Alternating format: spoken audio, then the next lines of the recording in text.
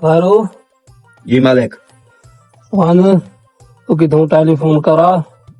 मेरे पुत्र को आख दो तबियत खराब है उन्हें तो जल्दी आवन दी कर बस मैं से आप तुम्हारे वफादार नौकर हाँ। मैं जिਵੇਂ जिथू किथू करते तुम्हारे पुत्र को फोन टेलीफोन करते सादम दा।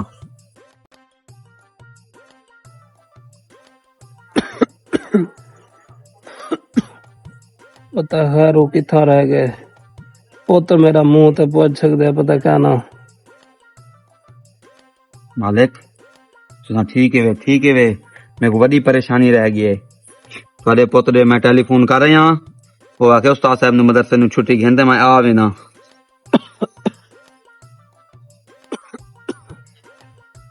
ओ आपने एक को राज दसना जरा ते कोई आज तली क्या नहीं दसा मैं हाँ ठीक है वैसे तो आपको कुछ का नहीं मालिक। अब्बा अब्बा अब्बा क्या थे तेरे प्यो को कुछ नहीं खिला यार। ठीक है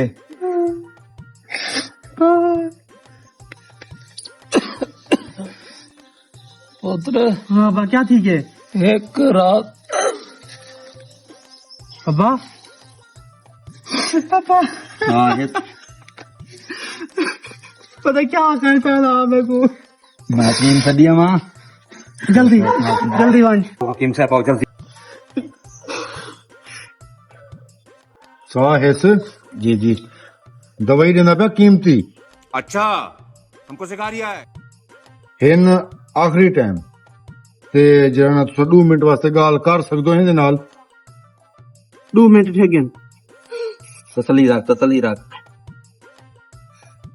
लेकिन ये साला कर क्या रहे हैं आप?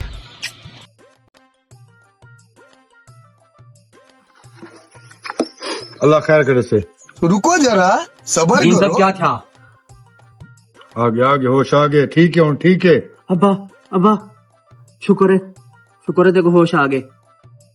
पुत्र हाँ एक रास्ते को दसना पिया हाँ अब्बा हाँ हुक्म कर वो अपना पुराने दौर वाला खून आई उनदे नाल एक खंडार आ रहा नहीं उनदे विच 1 करोड़ दा अपना खजाना है वो आगे नहीं अब्बा खैर हौसला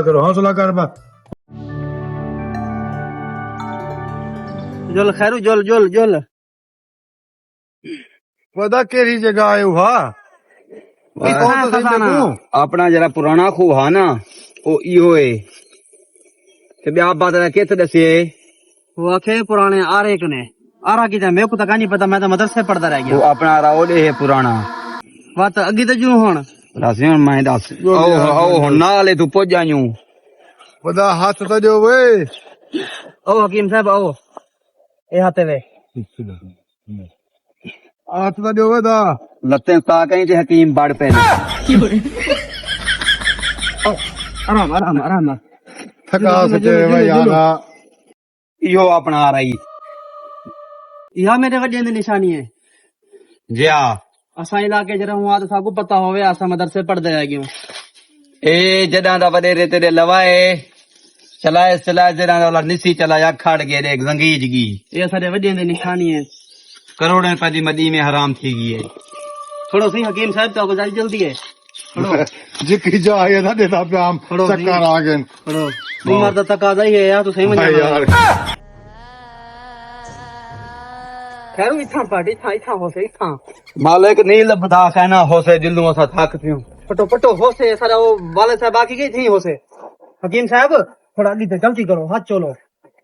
ए तू खजाना में दो थी हो से खड्डा तो मारी करो जी का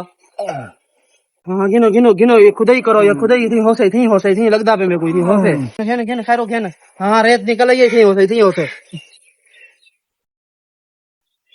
सारी हालत देख साडे वड्डे दा ए निशानी है ते ए छो जरा ना जरूर हो से ये क्या है हाँ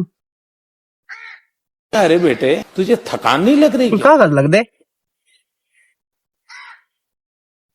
चाचा हकीम भाजामी हकीम साहब वो देखो है क्या है ऐसी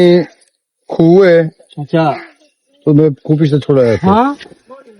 एक मेरा स्तांदा पे आ रहा अच्छा तीन लाल पासे दे चोंट दे विच खजाना है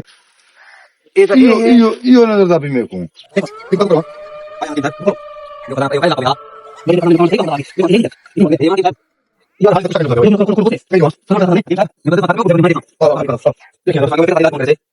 हकीम साहब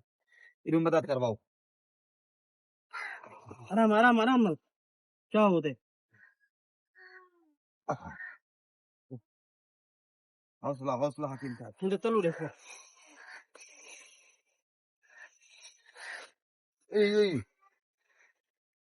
जाओ जाओ जाओ एरी जाओ एरी जाओ एरी जाओ आराम आराम आराम शुक्र था मेहनत सजई थी खैरो खोल अदा कुछ पढ़ी सी मौलवी साहब ही ते जन भूत ना निकल आवे ख्याल करी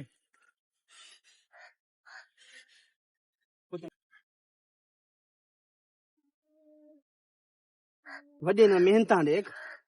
किवें रखी गई सारे वास्ते बड़ी मेहनत कर गए यार ए रहा नहीं जाता, तड़प ही ऐसी है ना। नहीं नहीं,